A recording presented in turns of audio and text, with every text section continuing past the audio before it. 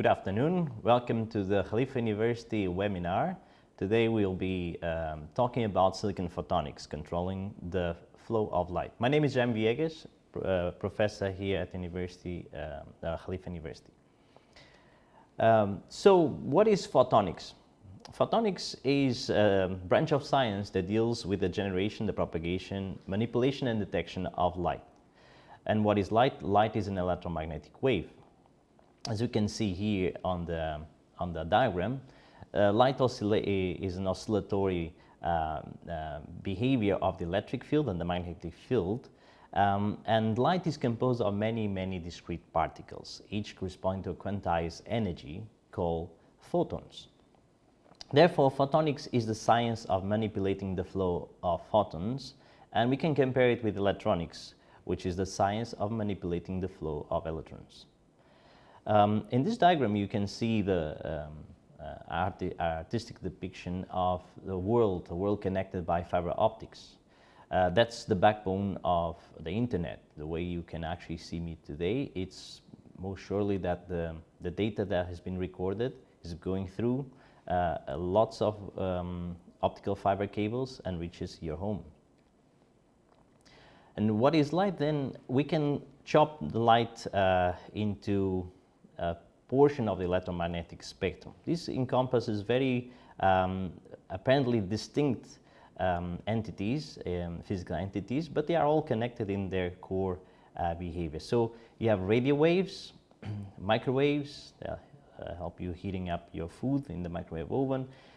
We have infrared light, usually used on thermal cameras, also used for optical telecommunications. Visible light, the rainbow of the visible spectrum that you are usually used to see, the ultraviolet, the X-rays and the gamma rays. And this one we go from the sequence from the longer wavelengths, lower energy, towards higher energy or shorter wavelengths. Photonic devices operate typically in the near infrared to the ultraviolet. The photonic device can be aggregated into circuits forming a microchip. And in this microchip, you may have light sources that convert electrical energy to light. You can have waveguides that guide light into arbitrary paths. You can have couplers that launch light in to and out of the waveguides. Here you see the waveguides here with this purple color. The couplers here in this highlighted reddish color.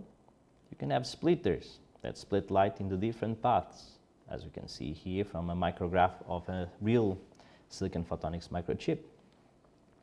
You can also have filters. Here, a set of filter banks made by combining a few waveguides bent into rings.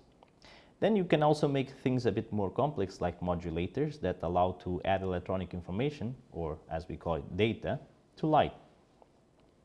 Also, we have detectors that convert light to electrical signal. So basically, it's a full cycle where the information goes from an electrical domain, is modulated onto a light carrier, and then it goes back to the electrical domain for further processing. We can also discuss photonic circuits by platform. You can have glass and silica based photonic circuits, which was typical of the 80s and the 90s, where this branch of science really took over. It was best for visible light communication, and it was a bit difficult to scale due to some challenges in microfabrication. The current preferred platform is on silicon, because allows you to be propagating light in the infrared, as an excellent match to the optical fiber transmission window, and it has enormous potential for integration with standard electronics. So any kind of microchip that you see on all your electronic gadgets. Silicon is also the typical material of choice for photodetectors for the glass and silica based optics, which is also useful for biomedical applications. Then you have also another platform called the 3.5 platform, or 3.5 semiconductor platform. This also operates in the infrared, but can operate also in the visible and in the infrared, in the ultraviolet, and is the best at integrating the different functionalities from light sources to detectors and modulators of high speed. In fact, a lot of the high-speed electronics that you can find nowadays in the market are still made with these 3.5 semiconductors. It has still some issues in terms of scalability. So in terms of the platform of choice and the platform that will be still dominant in the coming years, silicon will still be the reigning king and the leader. There's also, you could sort the photonic circuitry by application. So I have created here basically three buckets. One of data communications. This is usually for telecom, internet, data center servers, high performance computers, connecting AI servers, and this is more than 90% of the current market share of the commercial applications. Then you have applications of photonic circuitry for sensors. And this is about like more or less 90% of the applications, mainly from academia, from universities. So this usually allows you to do ultra-compact sensitive devices for physical sensing, such as temperature, pressure, fluid flow, electrical current, magnetic field, acceleration, rotation, among many other different physical sensing parameters. But also you can do chemical and biochemical sensing. Organic or inorganic molecule detection, protein detection, DNA, RNA, as you can hear nowadays, very crucial for viral detection.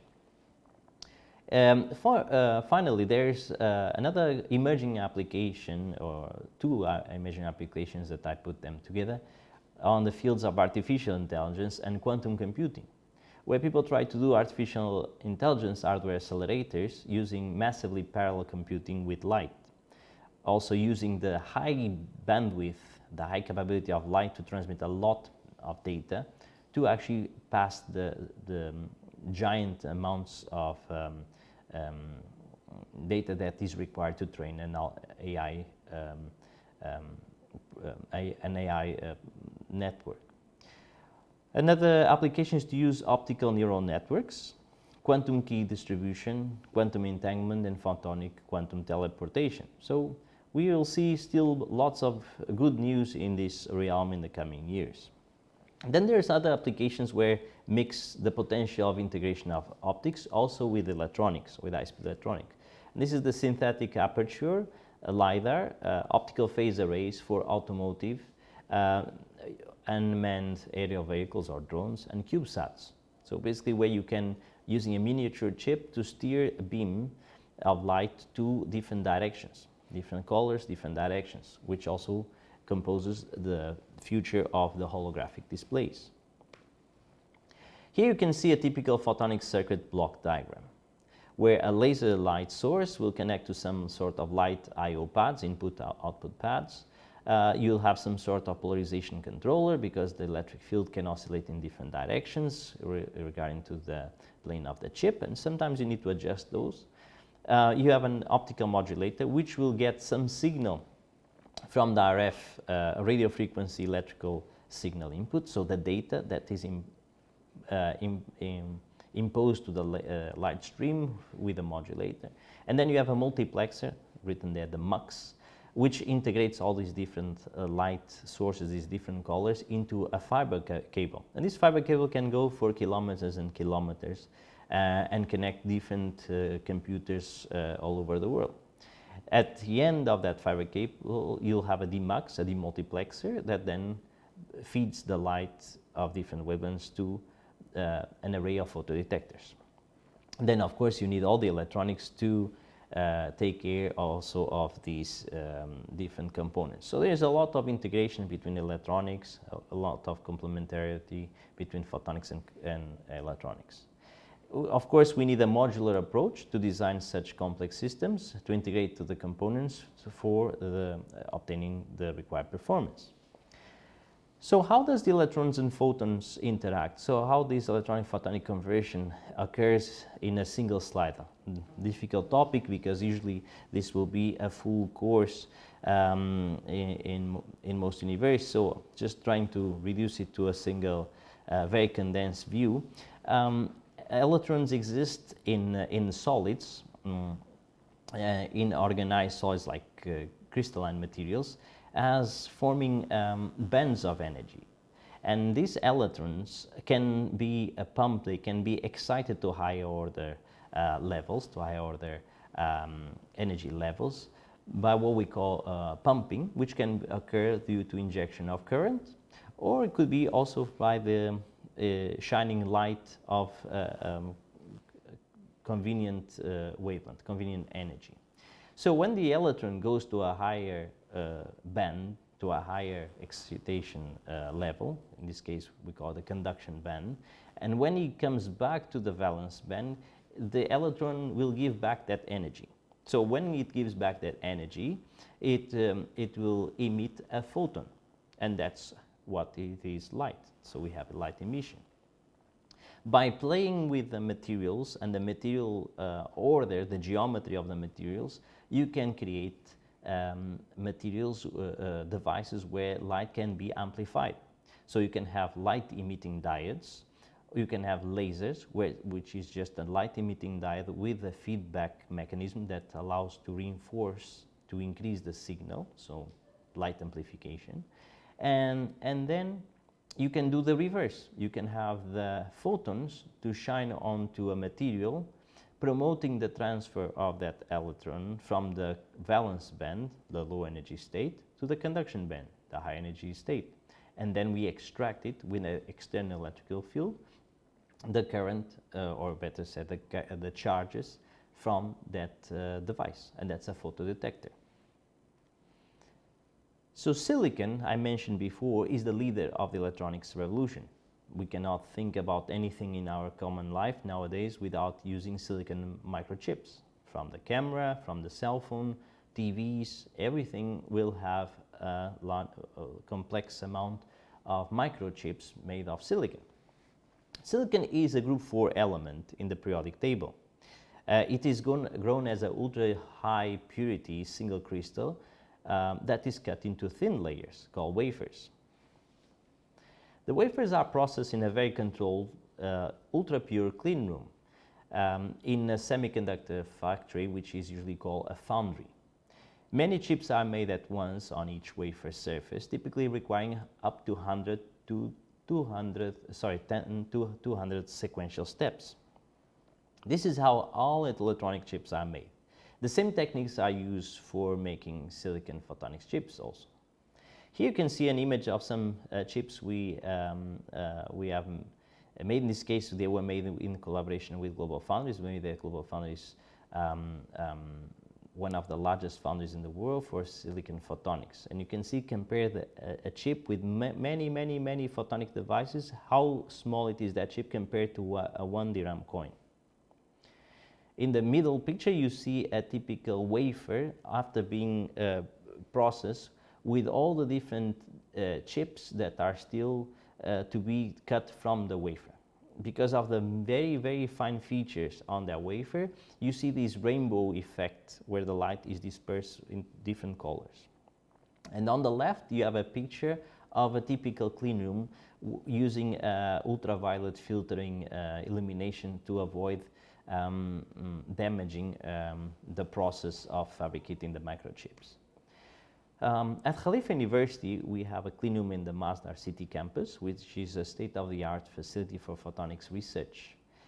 This is essential for nanotechnology fabrication of devices down to 15 nanometers. That's about 1/10 of the diameter of a typical virus.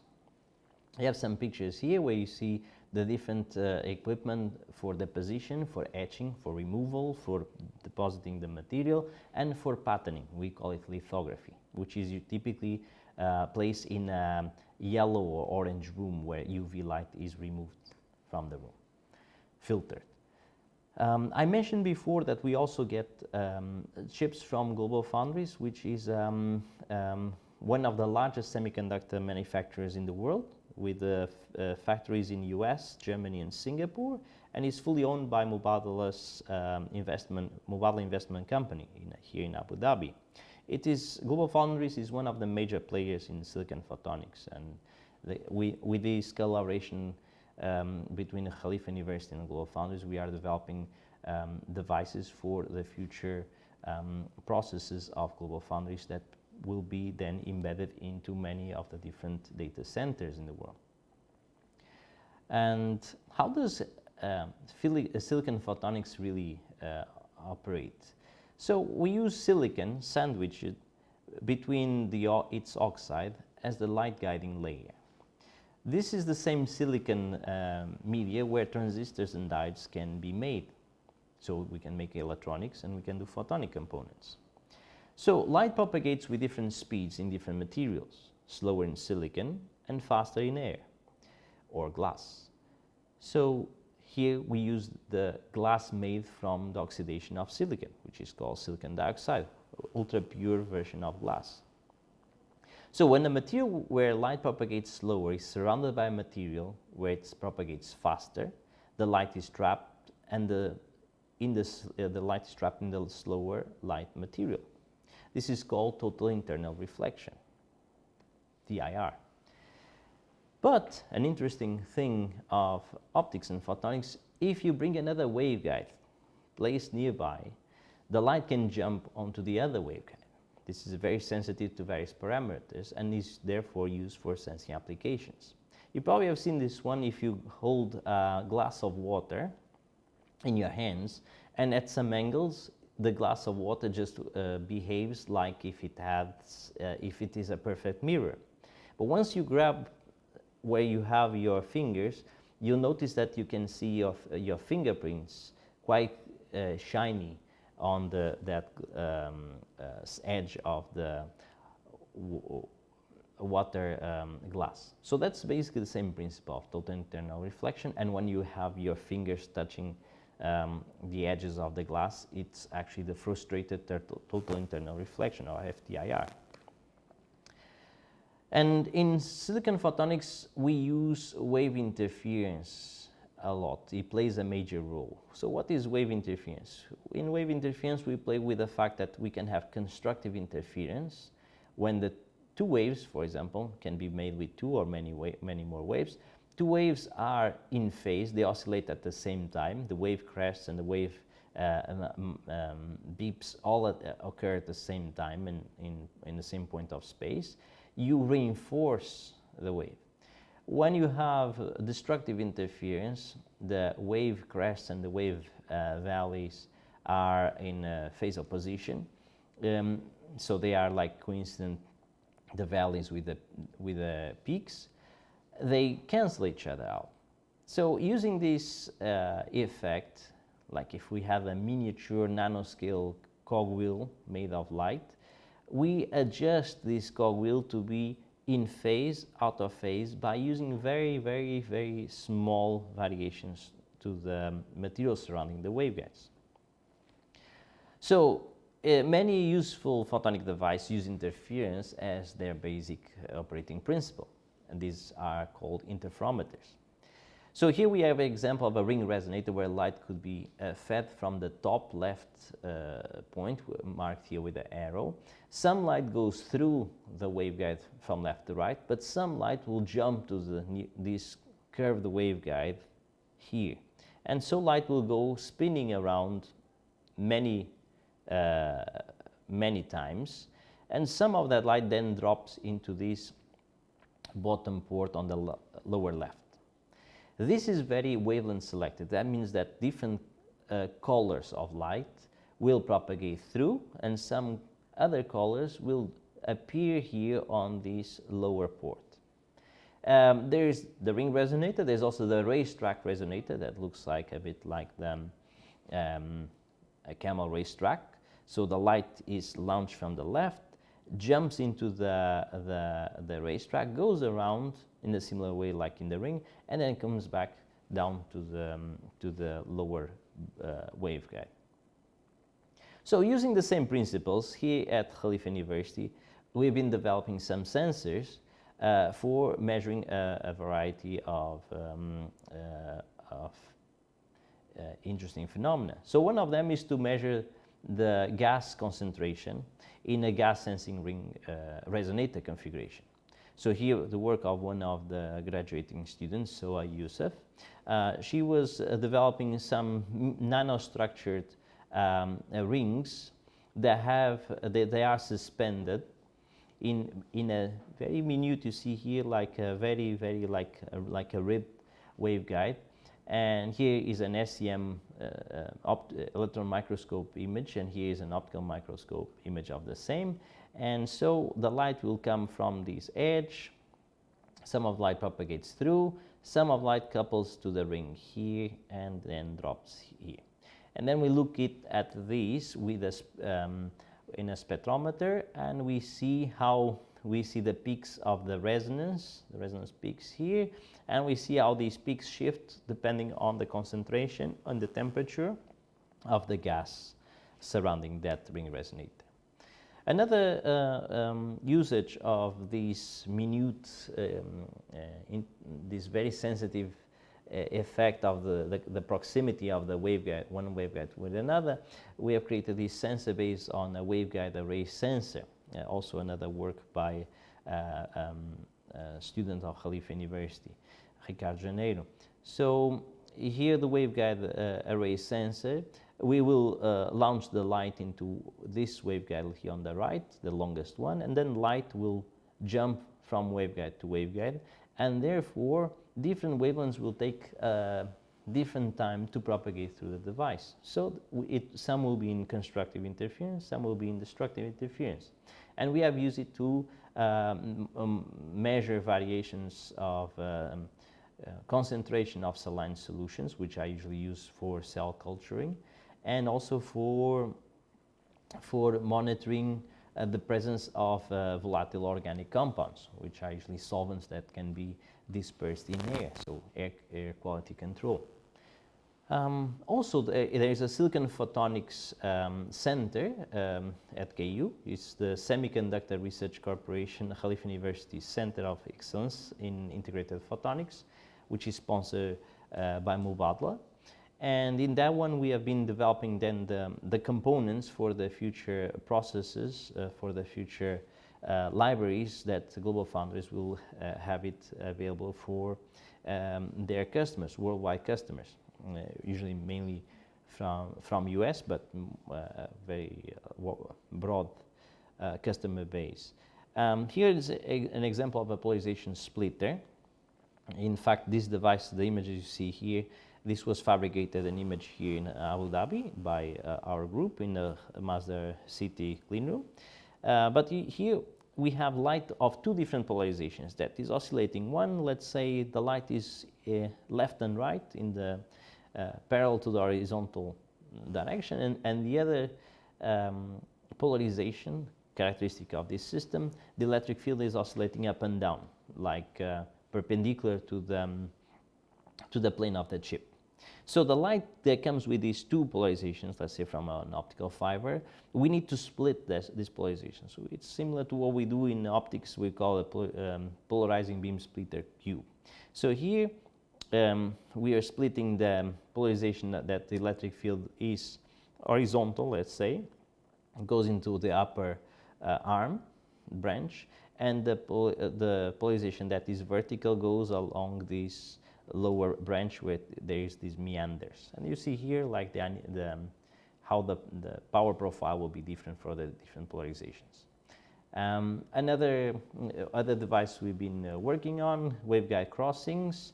So optimizing the design so that the light crossing through two waveguides has a minimum impact, minimum loss, and minimum crosstalk. And also then making wavelength division multiplexers using lattices or cascaded interferometers called Mach-Zehnder interferometers, and making some multimode interference splitters, which are power splitters. For example, you have one input and then you have four inputs with the same 1/4 of the input power, or 1/8 or 1/2, so depending on what's the splitting ratio you're interested. Also wavelength division multiplexers, which means each channel will get its own color, let's say. So it's a way that we can put more data into a given connection link, an optical fiber, or silicon waveguide. And then we can use the ring resonators to do the RF modulators. So playing with making a very long diode around the ring resonator rim, we can actually inject and remove carriers, so electrons and holes, and therefore changing the material properties of silicon, and therefore changing the delay, let's say. So you can have either constructive or destructive interference, and you adjust it as you apply a voltage to the edges of this ring. So this is how it works, a ring resonator modulator in a nutshell. Finally, we'd like to acknowledge my research team members, Dr. Sujit, Dr. Raquel, Dr. Ricardo, Dr. Meira, Dr. Pavan, Dr. Salim, Dr. So, just graduated, Ayat, Marius, and Jonas, our students, our sponsors and collaborators, Dr. Rafik Maki, Dr. David Ye from SRC, Dr. Rod Augur, Dr. Yusheng Bian, Dr. Michał Rakowski, Dr. Ted Latavich from GlobalFoundries, my former Masdar Institute colleagues, Dr. Marcus Dallerman, Dr. Anatol Hilo, and of course, our sponsors, collaborators, SRC, GlobalFoundries, Mubadala, and Khalifa University. So now we'll open for questions. Thank you for your attention. I'll read here some of the selected questions from the audience.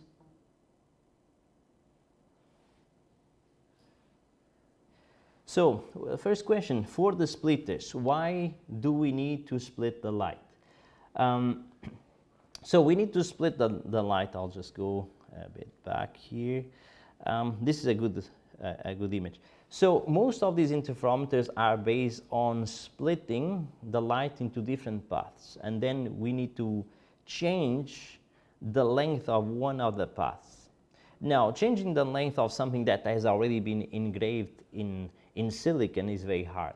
The good thing is that the material properties can also be changed. So what counts for our case is the optical path length, which is the product of the refractive index, which is just the ratio of the speed of light in the vacuum to the speed of light in the material.